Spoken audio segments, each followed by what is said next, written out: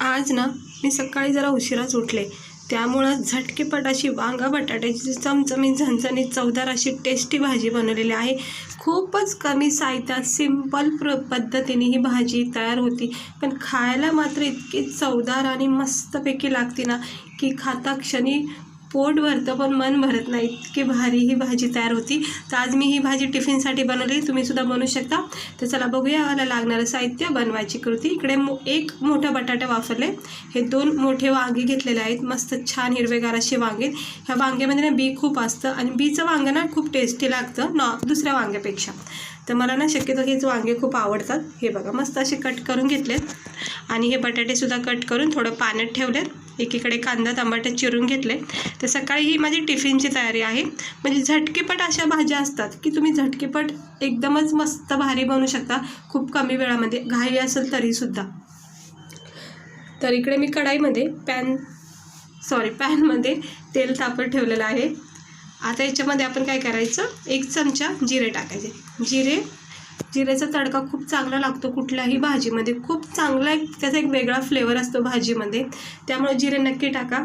इथे अद्रक लसूण तुम्हाला जर आवडत असेल तर टाकू शकता किंवा नाही टाकलं तरी काही हरकत नाही, कारण आपल्याला ही भाजी जी आहे ना ती सिंपल पद्धतीने करायची, कारण आपल्याला सकाळी बहुतेक घाईच असते टिफिनच्या वेळी कामाला जायची वगैरे, तर त्यामुळं सिंपल पद्धतीने ही भाजी बनवा. आता याच्यामध्ये मी एक बारीक चिरलेला कांदा टाकून घेतलेला आहे. त्यानंतर एक मोठं टमाटं बारीक चिरून घेतलं आहे, ते सुद्धा याच्यामध्ये मी टाकून घेते. हे टमाटं काही जास्त पिकलेलं नाही आहे, थोडंसं अर्ध कच्चं असताना म्हणजे कच्चापणा याच्यामध्ये आहे. हे असं टमाटं खूप चांगले लागतात, ह्याची चटणीसुद्धा खूप भारी होती तयार. तर हे कांदा टमाटं जिऱ्यासोबत थोडंसं तेलामध्ये परतून घ्यायचं. हे थोडा वेळ झालं की याला आपण याच्यामध्ये मग मसाले टाकायचे. सध्या याला थोडंसं परतून घ्यायचं, जोपर्यंत छानपैकी कांद्याचा रंग चेंज होत नाही, जोपर्यंत ह्याच्यामधला कच्चापणा निघून जात नाही, तोपर्यंत याला थोडं फ्राय करायचं.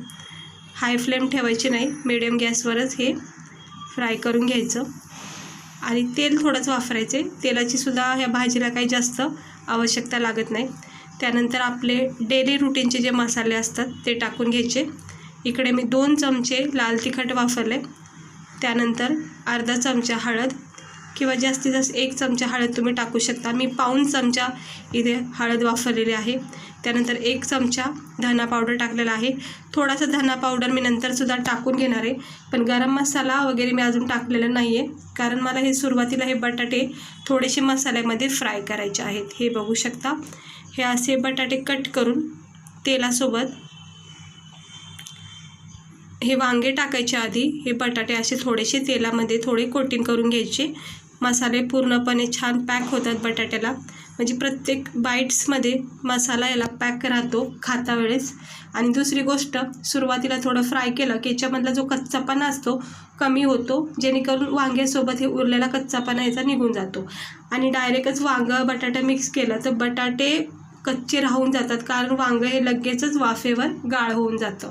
त्यामुळं ना सुरुवातीला बटाट्याला असं मसाल्यासोबत तेलामध्ये थोडंसं नरम सॉफ्ट करून घ्यायचं. हे बघा चांगली कोटिंग भेटली मसाल्याची बटाट्याला, तर खूप छान असा फ्लेवर लागतो. आणि त्यानंतर आपण आता चवीनुसार मीठ टाकायचं आहे. आणि मग आता आपण याच्यामध्ये वांगे टाकून घ्यायचे जे आपण कट केलेले आहेत. वांग्याचे सुद्धा मोठे साईज कट केलेले आहेत. तुम्हाला जसं आवडत असेल तसे तुम्ही इथे वांगे कट करू शकता. आता हे सगळे वांगे आपण याच्यामध्ये मीठ वगैरे सगळं टाकलेलं आहे, त्यामुळं आता हे सगळं मिक्स करून घ्यायचं वांग्यासोबत. छान कोटिंग भेटेल याला वांग्याला आपल्या. आणि बटाट्याला तर ऑलरेडी म्हणजे अगोदरच याला मसाल्याची कोटिंग भेटलेली आहे. हे बघू शकता, खूप सिंपल भाजी आहे ही, टिफिनसाठी तर खूप उत्तम भाजी आहे. म्हणून मी आज ही भाजी टिफिनसाठी स्पेशली बनवते. आणि आता गरम मसाला आणि धना पावडर अजून मी ॲड केला आहे, कारण गरम मसाला मी अजूनपर्यंत टाकलेला नव्हता, कारण मला ते वांग्याला टाकायचा होता. आता वांग्यावर धना पावडर आणि गरम मसाल्याची एक वेगळी कोटिंग भेटली आहे. छानपैकी आता हे मिक्स करून घ्यायचं. ह्याला जास्त काही पाण्याची आवश्यकतासुद्धा लागत नाही, कारण आपल्याला ही भाजी जी आहे ना ती सुक्की बनवायची, त्यामुळे मी थोडंसंच पाणी टाकले. बघू शकता, अगदी अर्धा कपाच्या अंदाजाने मी इथं पाणी टाकले, कारण की जे बटाटे आहेत ते थोडेसे नॉर्मल आपले कच्चे आहेत, त्यामुळे ते शिजले जातील आणि वांगेसुद्धा नरम सॉफ्ट होऊन जातील मग. आणि हे जो रस्सा दिसतोय ना, हे पाणी हे सुद्धा आटलं जाईल थोड्या वेळाने. आता आपण याच्यावर झाकण ठेवायचं आहे आणि थोडा वेळ द्यायचं आहे. बघू शकता 1-2-3 मिनटातच ही भाजी आपली तयार झालेली आहे. चमचमीत झणझणीत तरीबाज अशी ही वांगा बटाट्याची भाजी बघू शकता तुम्ही, किती मस्त दिसते आहे भाजी. तेल सुटलेलं आहे चारी बाजूनी आणि आपण जे पण रस्सा ठेवला होता तो सगळा आटून गेला आहे. हे बघा, वरून अशी कोथिंबीर टाकायची कट करून. इतकी भारी भाजी तयार होती ही. सिंपल पद्धतीने तुम्ही ही टिफिनसाठी भाजी बनवून नेऊ शकता. म्हणजे खाता वेळेस ना, ज्यावेळेस आपण लंच टाईम होतो त्यावेळेस ना इतकं म्हणजे टेस्ट लागते आणि भूक पण आपली एकदम पोट भरल्यासारखं वाटतं मस्त असं खाल्लं की. तर नक्की तुम्ही सकाळच्या घाईमध्ये तरी ही भाजी नक्की ट्राय करा, किंवा रात्री उशीर झाला तर अशा वेळेससुद्धा तुम्हाला अशा सिंपल भाज्या खूप फायद्यात पडतात आपल्याला. आता परत एकदा मी कोथिंबीर टाकून घेतली. तर बघू शकता आपली ही भाजी मस्त झाली. थंड करते थोडा वेळ आणि मग प्लेटमध्ये आपण याला सर्व करूया. तर इकडे बघू शकता थंड झालेली आहे भाजी आणि भाजी आपली अगदीच परफेक्ट झालेली आहे. आपण बघू शकतो बटाटा तेवढ्याच पाण्यामध्ये किती छान असा हे बघा सहजपणे कट झाले, कारण आपण सुरुवातीलाच याला मसाल्यामध्ये तेलामध्ये थोडंसं फ्राय केल्यामुळं नरम सॉफ्टपणा अगोदरच होता. हे बघा मस्त चमचमीत झणझणीत अशी ही आलू बटाट्याची भाजी म्हणजे वांग बटाट्याची भाजी तयार झालेली आहे खाण्यासाठी. तर चला आपण याला प्लेटमध्ये सर्व करून घेऊया. तर मी प्लेटमध्ये काढते. तर बघू शकता मस्त झालेली आहे. पाहता क्षणी भूक लागली आहे आणि पाहता क्षणी तोंडाला पाणी सुटलं आहे. इतकी मस्त भाजी झालेली आहे. नरम सॉफ्ट असं छान असं वांगा आपलं शिजून निघलेत. बटाटे मस्त झालेले आहेत, गाळ असे शिजलेत आणि खूप मस्त मसाले आपण याच्यामध्ये वापरलेले आहेत. तर सुंदर अशी आपली ही वांगा बटाट्याची भाजी स्पेशली तरी मी टिफिनसाठी तुम्हाला ही भाजी दाखवली. तर नक्की ही भाजी एकदा टिफिनमध्ये घेऊन जा आणि नेलीसुद्धा असेल. पण ज्यांनी अजूनपर्यंत ट्राय नसेल केली त्यांनी नक्की एकदा ट्राय करा. खूप आवडीने खातात आणि खूप भारी लागते याची टेस्ट. असं म्हणजे वेगळे स्पेशल मसाले वगैरे खूप वेळ जातो त्याच्यामध्ये.